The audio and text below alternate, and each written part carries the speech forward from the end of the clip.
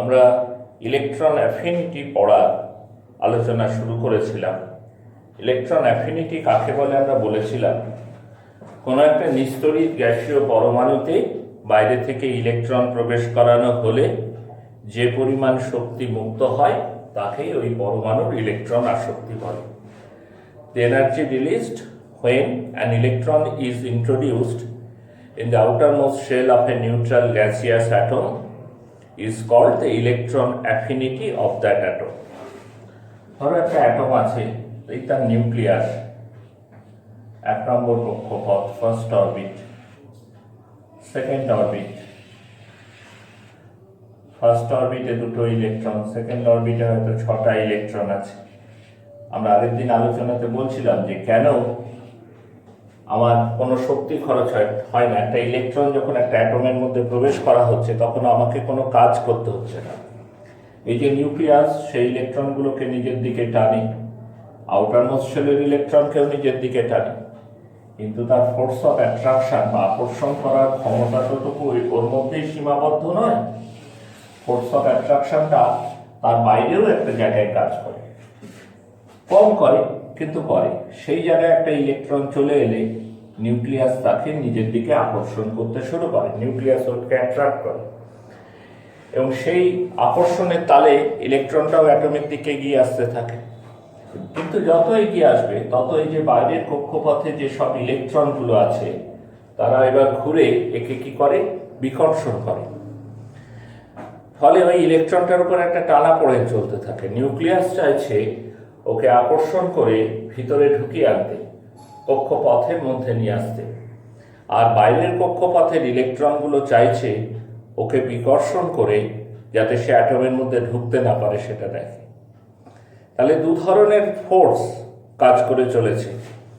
এর মধ্যে যে ফোর্সটা ডমিনেটিং হয়, যদি ফোর্স অফ অ্যাট্রাকশন, নিউক্লিয়াস যে বল দিয়ে আকর্ষণ করছে সেই বলটাই যদি বেশি হয়, ফোর্স অফ রিপালশনের তুলনায় ফোর্স অফ অ্যাট্রাকশনটাই যদি বেশি হয়, তাহলে ইলেকট্রনটা আউটারমোস্ট শেলে প্রবেশ করবে এবং সেক্ষেত্রে এনার্জি রিলিজড হবে, শক্তি মুক্ত হবে। কোত্থেকে শক্তি মুক্ত হবে? অ্যাটম থেকে, কারণ অ্যাটমটার তুলনায় স্টেবিলিটির দিকে এগোবে।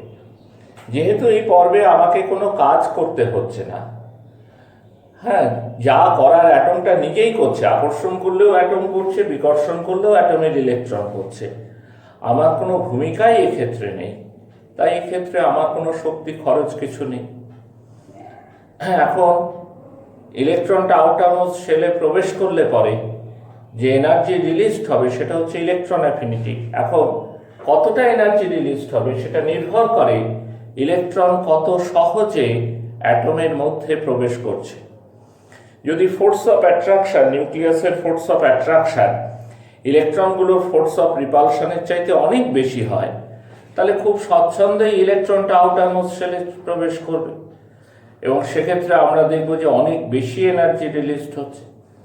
কিন্তু যদি এমন দেখা যায় যে নিউক্লিয়াসের ফোর্স অফ অ্যাট্রাকশন বাইরের কক্ষপথের ইলেকট্রনের ফোর্স অফ রিপালশনের মানের সঙ্গে সমান বা প্রায় সমান হচ্ছে, হয়তো অ্যাট্রাকশনটা একটু বেশি রিপালশনের চাইতে, তাহলে সেক্ষেত্রেও ইলেকট্রন আউটারমোস্ট শেলে প্রবেশ করবে, এটা ঠিকই, কিন্তু সেখানে অত বেশি শক্তি মুক্ত হবে না, কম শক্তি মুক্ত হবে।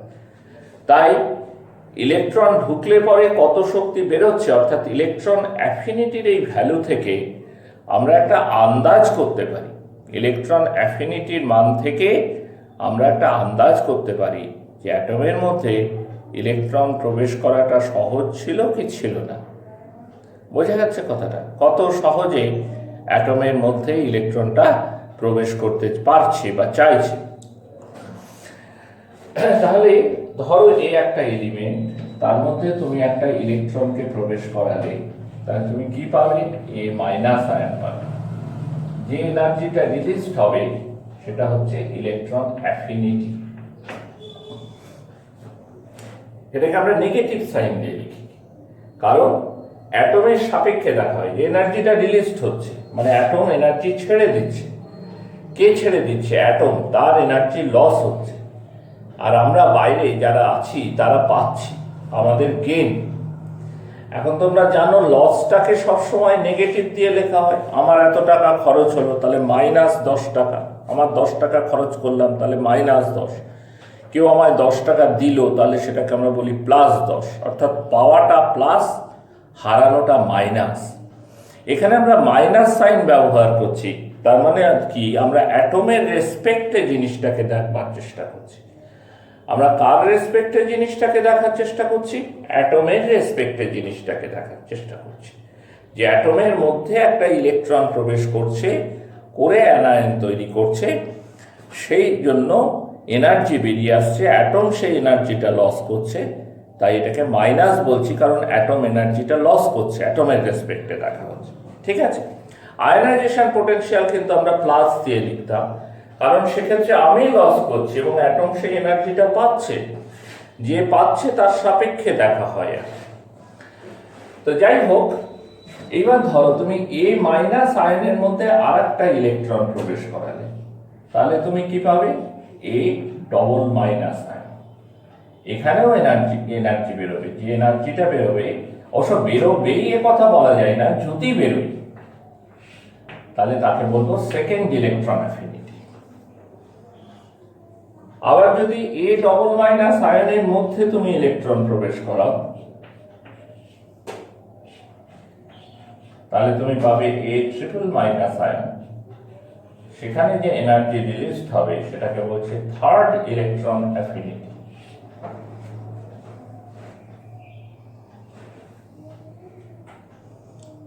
আয়নাইজেশন পোটেনশিয়ালের ক্ষেত্রেও যেমন আমরা দেখেছি, first ionisation potential, second ionisation potential. প্রথম ইলেকট্রনটাকে বের করলাম, যে এনার্জি দিতে হলো সেটা হচ্ছে ফার্স্ট আয়নাইজেশন পোটেনশিয়াল। দ্বিতীয় ইলেকট্রনটাকে বার করতে গেলে সে এনার্জি দিতে হয়, সেটা হচ্ছে সেকেন্ড আয়নাইজেশন পোটেনশিয়াল।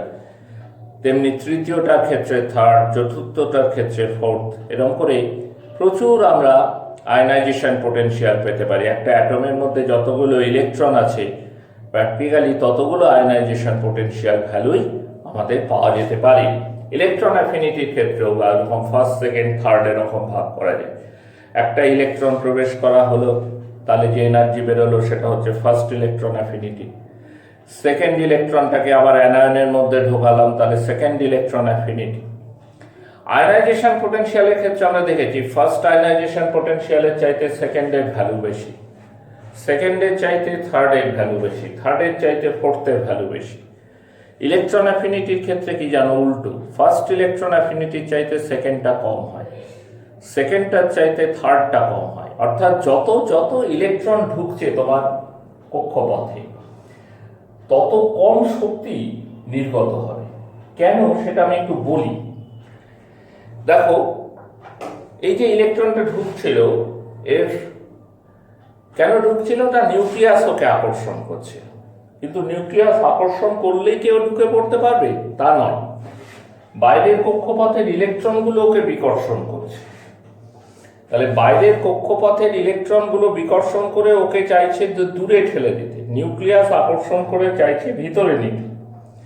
যদি ফোর্স অফ অ্যাট্রাকশন, নিউক্লিয়াসের আকর্ষণ করার ক্ষমতা ফোর্স অফ রিপালশনের চাইতে বেশি হয়ে যায়, তাহলেই ইলেকট্রনটা প্রবেশ করবে, অন্যথায় ইলেকট্রন প্রবেশ করবে না। এইবার ধরো এই ইলেকট্রনটা প্রবেশ করে গেল, করে আমরা কি পেলাম? A minus ion. আর একটা ইলেকট্রন এলো এখানে, আবারও নিউক্লিয়াস তাকে নিজের দিকে টানার চেষ্টা করছে এবং বাইরের কক্ষপথের ইলেকট্রনগুলো যথারীতি বিকর্ষণ করে চাইছে ওকে দূরে ঠেলে সরিয়ে দিতে। এবার কিন্তু বাইরের কক্ষপথে ইলেকট্রন বেড়ে গেছে, নিস্তরিত অবস্থায় যতগুলো ছিল তারপর তো একটা যোগ হয়েছে, তাহলে বাইরের কক্ষপথে ইলেকট্রন সংখ্যা বেড়েছে, নিউক্লিয়াসে কিন্তু প্রোটন বাড়েনি। তার মানে নিউক্লিয়াসের আকর্ষণ করার ক্ষমতাটা বাড়েনি, বরং কমেছে বলা ভালো। কারণ কমেছে কেন আমি বলছি? কারণ যে কোনো অ্যানায়নই নিস্তরিত পরমাণুর চাইতে আকারে বড় হয়। যে কোনো অ্যানায়নই নিস্তরিত পরমাণুর চাইতে কি হয়? আকারে বড় হয়। ফলে এর মধ্যে একটা ইলেকট্রন ঢুকে যখন A মাইনাস আয়ন তৈরি করলো, তখন A মাইনাস আয়নের সাইজটা এর চাইতে বড় হবে।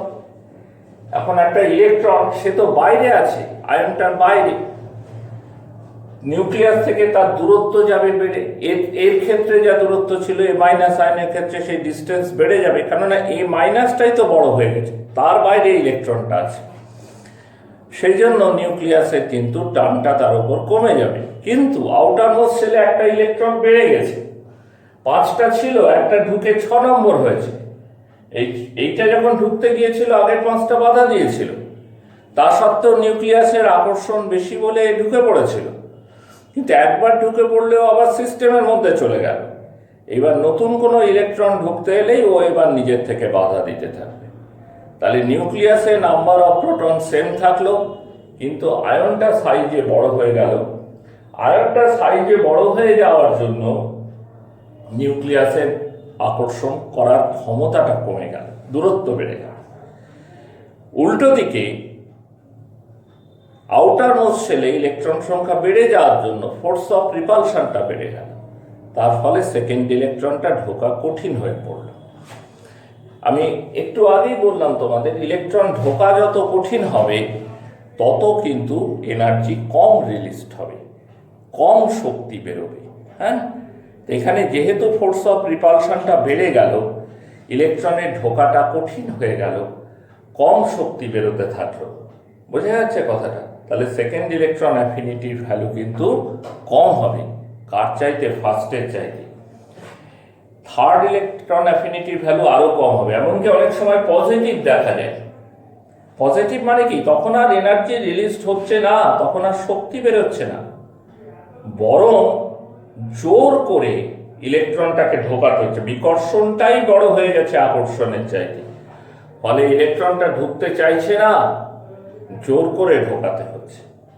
এরকম আমরা দেখতে পাই যে অক্সিজেন অ্যাটম, একটা ইলেকট্রন ঢোকালাম, ও মাইনাস আয়ন হলো, এনার্জি রিলিজড হলো, ইলেকট্রন অ্যাফিনিটি আমরা বলি ফার্স্ট ইলেকট্রন অ্যাফিনিটি। ও মাইনাস আয়নের মধ্যে আরেকটা ইলেকট্রন ঢোকালাম, ও ডবল মাইনাস আয়ন হলো। এইবার কিন্তু এনার্জি দিতে হয়, এইবার কি করতে হয়? বাইরে থেকে শক্তি দিয়ে প্রবেশ করাতে হয়।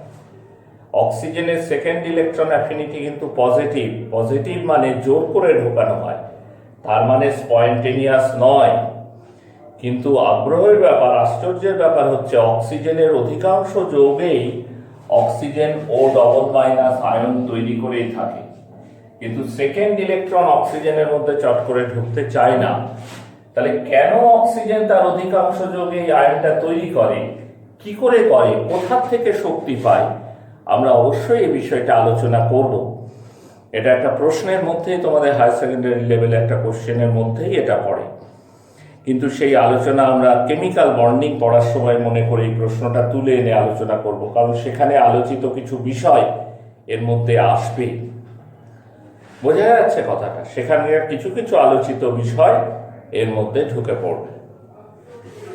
তাহলে ইলেকট্রন অ্যাফিনিটি আমরা বুঝলাম, প্রথম ইলেকট্রন আসক্তি, second electron affinity, third electron affinity, এগুলো কি আমরা বুঝলাম এবং জানলাম যে ফার্স্ট ইলেকট্রনটাকে ঢোকাতে গেলে, অর্থাৎ ফার্স্ট ইলেকট্রন অ্যাফিনিটির ভ্যালু সেকেন্ডের চাইতে বেশি হয়, সেকেন্ডের ভ্যালু সবসময়তেই থার্ডের চাইতে বেশি হয়। এইরকম, বা অনেক সময় হতে পারে কি পজিটিভ হয়ে গেল, অর্থাৎ জোর করে ইলেকট্রনটাকে ঢোকানো হয়। এইবার আমরা দেখতে চাইছি যে আয়নাইজেশন পোটেনশিয়ালের মতো ইলেকট্রন অ্যাফিনিটি জিনিসটাও কি কি বিষয়ের উপর নির্ভর করে। প্রথম কথা, চার্জ ইনসাইড দ্য নিউক্লিয়াসের ধনাত্মক আধানের উপর নির্ভর করে। চার্জ ইনসাইড দ্য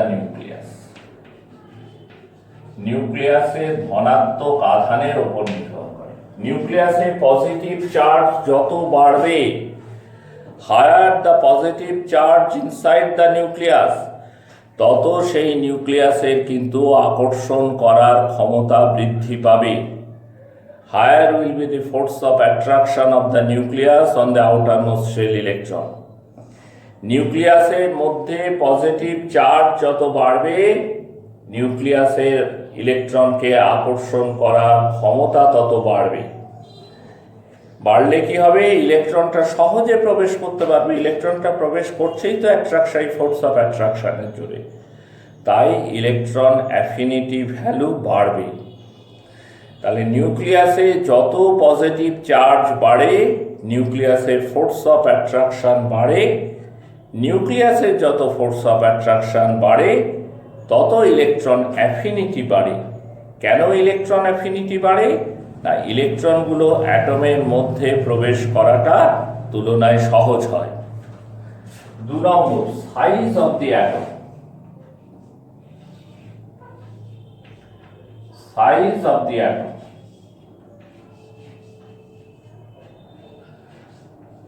অ্যাটমের সাইজ যত ছোট হবে, অ্যাটমের সাইজ যত ছোট হবে তত নিউক্লিয়াস থেকে ইলেকট্রনের দূরত্ব কমবে।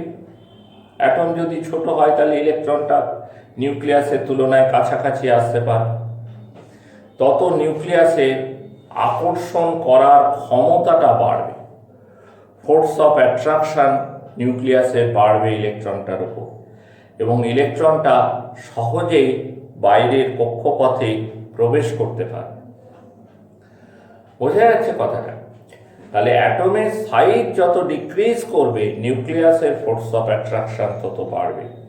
নিউক্লিয়াসের ফোর্স অফ অ্যাট্রাকশন যত বাড়বে ইলেকট্রন তত বাইরের কক্ষপথে সহজে প্রবেশ করবে, মানে ইলেকট্রন অ্যাফিনিটি বাড়বে। তাহলে সাইজ যত ছোট হবে অ্যাটমে ইলেকট্রন অ্যাফিনিটির মান কিন্তু তত বাড়বে। যত সাইজে ছোট ইলেকট্রন অ্যাফিনিটির মান কিন্তু তত বেশি। একটু আগে আমরা নিউক্লিয়ার চার্জ নিয়ে আলোচনা করছিলাম, সেখানে বলেছি কি নিউক্লিয়ার চার্জ যত বেশি তত ইলেকট্রন অ্যাফিনিটি বেশি। এখন বলছি অ্যাটমিক সাইজ যত কম তত ইলেকট্রন অ্যাফিনিটি বেশি, কারণ দুটো ক্ষেত্রে নিউক্লিয়াসের আকর্ষণ করার ক্ষমতা বাড়ছে, আর নিউক্লিয়াসের আকর্ষণ করার ক্ষমতা বাড়লে ইলেকট্রন সহজে প্রবেশ করবে। ইলেকট্রন যত সহজে প্রবেশ করবে তত বেশি শক্তি মুক্ত হবে, অর্থাৎ ইলেকট্রন অ্যাফিনিটি ভ্যালু তত বেশি হবে। আর একটা জিনিস হচ্ছে stability of electronic configuration. Stability of electronic configuration, অর্থাৎ ইলেকট্রন বিন্যাস যত স্থায়ী হবে, বুঝলে, ইলেকট্রন বিন্যাস যত স্থায়ী হবে তত তার ইলেকট্রন অ্যাফিনিটি ভ্যালু কমে যাবে। কারণ ইলেকট্রন বিন্যাস যত স্থায়ী হবে সে আর ইলেকট্রন নিতেও চাইবে না, ইলেকট্রন লসও করতে চাইবে না, তাই তার আয়নাইজেশন পোটেনশিয়ালের মানও খুব হাই হয় এবং ইলেকট্রন অ্যাফিনিটির ভ্যালু খুব লো হয়। যেমন একটা কোশ্চেন করা হয়, নাইট্রোজেনের electron affinity is almost negative, almost zero. Electron affinity of nitrogen is almost zero. Why? তার কারণ নাইট্রোজেনের এই যে কনফিগারেশন, যে কনফিগারেশনে আউটার মোস্ট শেলে হাফ ফিল্ড পি অরবিটাল আছে, আউটার মোস্ট শেলে হাফ ফিল্ড পি অরবিটাল থাকার জন্য এই কনফিগারেশনটা এক্সট্রিমলি স্টেবল। এ চট করে আর বাইরে থেকে ইলেকট্রন নিয়ে এই কনফিগারেশনের স্টেবিলিটিটা নষ্ট করতে চায় না। সেই জন্য এখানে আকার বা নিউক্লিয়ার চার্জ এই ফ্যাক্টরগুলো কোনো মূল্যহীন হয়ে যায়। ঠিক সেরকম যারা ইনার্ট গ্যাসের ক্ষেত্রেও কথাটা ঠিক। ইনার্ট গ্যাসের ক্ষেত্রেও তাদের আউটার মোস্ট শেলের যে কনফিগারেশন ফুলফিলড অরবিটাল সেটাও যথেষ্ট স্থায়ী। যথেষ্ট স্থায়ী হওয়ার জন্য তারাও আর আউটার মোস্ট শেল থেকে ইলেকট্রন চাই না, সেই জন্য তাদের ইলেকট্রন অ্যাফিনিটি ভ্যালু খুবই কম। হয়তো অনেক ক্ষেত্রে জোর করে ঢোকানো হয়, ঢোকাতে গেলে জোর করে, মানে এনার্জি তো রিলিজড হয় না, বরং প্লাস আমি বললাম জোরজার করে ব্যাপারটাকে ঢোকানো হয়। এবং লাস্ট হচ্ছে স্ক্রিনিং এফেক্ট, আবরণী ক্ষমতা। আয়নাইজেশন পোটেনশিয়ালের ক্ষেত্রেও আমরা দেখেছি স্ক্রিনিং এফেক্ট কিভাবে আয়নাইজেশন পোটেনশিয়াল এবং ইলেকট্রন অ্যাফিনিটির মানের উপর প্রভাব বিস্তার করতে সাহায্য করে। আবরণী ক্ষমতা যত বেশি, আবরণী ক্ষমতা সম্পর্কে আমরা বিস্তারিত আলোচনা করছি অ্যাটমিক সাইজ থেকে। আবরণী ক্ষমতার মান, আবরণী ক্ষমতা কার হয়? নিউক্লিয়াস এবং আউটার মোস্ট শেলের মধ্যবর্তী শেলগুলোতে যেসব ইলেকট্রন আছে তাদেরই আমরা আবরণী ক্ষমতার খোঁজ খবর করি। তা আবরণী ক্ষমতা যত বেশি হবে, তত আউটার মোস্ট শেলের ইলেকট্রনের ওপর নিউক্লিয়াসের আকর্ষণ কমে যাবে, ফলে তার বাইরের ইলেকট্রনগুলোর ওপরও ন্যাচারালি আকর্ষণ কমে যাবে। সেক্ষেত্রে কিন্তু ইলেকট্রন অ্যাফিনিটির ভ্যালু কমে যাবে। যত ভালো আবরণী ক্ষমতা, ইলেকট্রন অ্যাফিনিটি কিন্তু তত কম। কারণ স্ক্রিনিং এফেক্ট বেশি মানেই সে বাইরের থেকে ইলেকট্রনকে আকর্ষণ করতে চাইছে না বা আকর্ষণ করতে পারছে না, ফলে ইলেকট্রনের ক্ষেত্রে ঢোকাটা কঠিন। কিন্তু বিকর্ষণটা তো থেকেই যাচ্ছে। আউটার মোস্ট শেলের ইলেকট্রনের যে বিকর্ষণ বল, ফোর্স অফ রিপালশন, সেটা তো নিয়ত হয়ে থেকেই যাচ্ছে।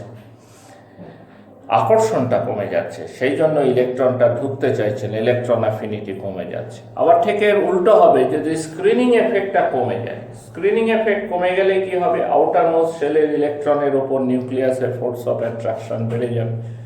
তখন বাইরে থেকে কোনো ইলেকট্রনকে প্রবেশ করানোটা তুলনায় সহজ হবে।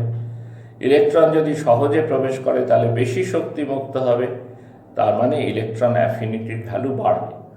তাহলে ভালো স্ক্রিনিং এফেক্ট মানে লোয়ার ইলেকট্রন অ্যাফিনিটি ভ্যালু, আর খারাপ স্ক্রিনিং এফেক্ট মানে হায়ার ইলেকট্রন অ্যাফিনিটি ভ্যালু। মনে থাকবে কথাটা। এইবার এসো পিরিয়ডিক টেবিলে এগুলো কিভাবে চেঞ্জ হয়। ধরো একটা পিরিয়ড ধরে তুমি বাঁ দিক থেকে ডান দিকে যাচ্ছ,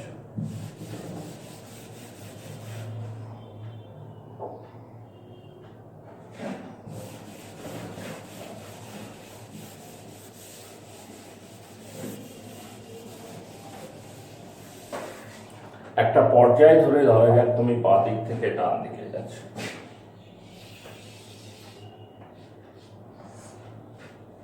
তাহলে কি হবে? অ্যাটমিক নাম্বার বাড়ে, অ্যাটমিক নাম্বার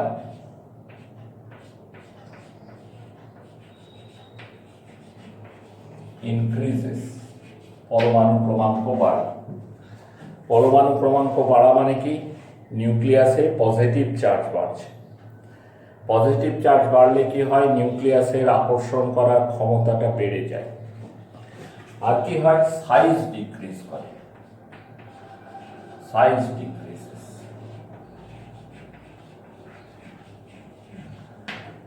সাইজ ডিক্রিজ করলেও নিউক্লিয়াসের ফোর্স অফ অ্যাট্রাকশন বাড়বে। তাহলে দুটোই ইলেকট্রন অ্যাফিনিটিকে বাড়াতে সাহায্য করে। Electron affinity increases. তাহলে বাঁ দিক থেকে ডান দিকে গেলে আয়নাইজেশন পোটেনশিয়ালও বাড়ে, ইলেকট্রন অ্যাফিনিটিও বাড়ে। যত আমি বাঁ দিক থেকে ডান দিকে যাব তত আয়নাইজেশন পোটেনশিয়াল ভ্যালুও বাড়বে, তত ইলেকট্রন অ্যাফিনিটি ভ্যালুও বৃদ্ধি পাবে। এবার তুমি গ্রুপ ধরে উপর থেকে নিচের দিকে নাও। 1 নম্বর, অ্যাটমিক নাম্বার ইনক্রিজেস,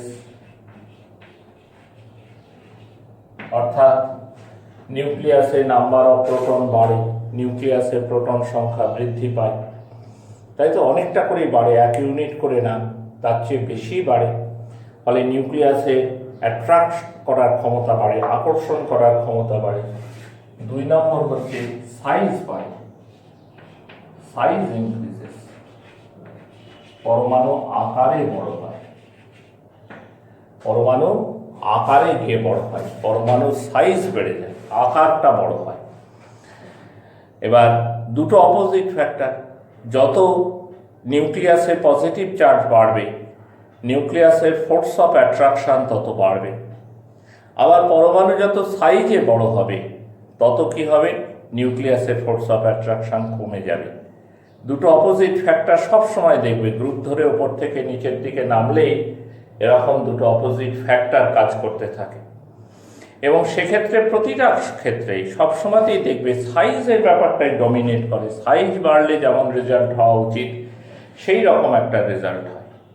ঠিক আছে, এখানেও তাই। সাইজের দিকে তাকিয়ে আমি বলছি যে ইলেকট্রন অ্যাফিনিটি ডিক্রিজ করবে, ওপর থেকে নিচের দিকে নামলে ইলেকট্রন অ্যাফিনিটি ভ্যালু ডিক্রিজেস।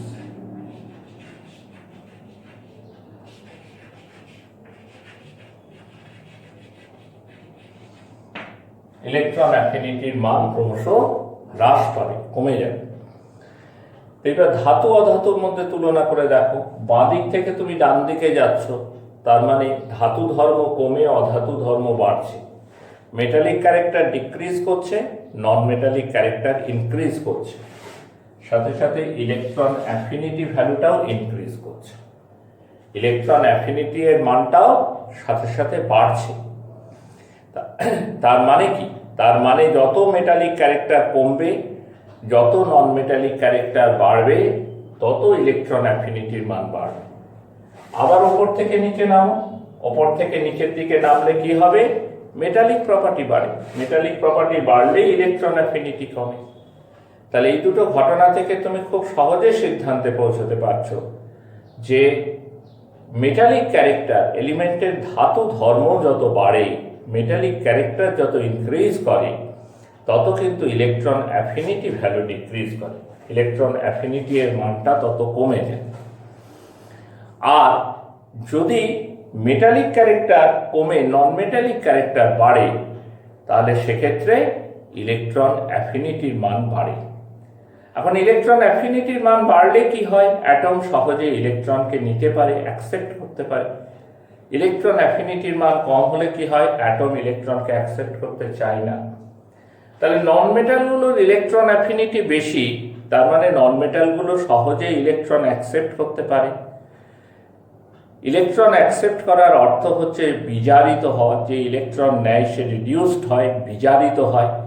তাহলে নন মেটালস এরা সহজে বিজারিত হতে পারে, তাই অন্যকে অক্সিডাইজ করতে এদের কোনো অসুবিধা নেই। উল্টো দিকে মেটাল সে ইলেকট্রন নিতে চায় না, সেজন্য মেটালে নিজে রিডিউসড হয় না, এবং নিজে রিডিউসড হয় না বলেই অন্যকে অক্সিডাইজ করতে সে সক্ষম হয় না। বোঝা গেল কথাটা? তো আমরা ইলেকট্রন অ্যাফিনিটি সম্পর্কে এই পর্যন্ত আলোচনা এসে রাখলাম। আমরা পিরিয়ডিক টেবিল প্রায় শেষ করে এনেছি, তবু আরও দুটো তো ক্লাস লাগবেই। আমরা পরের ক্লাসে ইলেকট্রোনেগেটিভিটি বা তড়িৎ ঋণাত্মকতা সম্পর্কে আলোচনা করব। ঠিক আছে, আজকে এই পর্যন্তই থাকলো।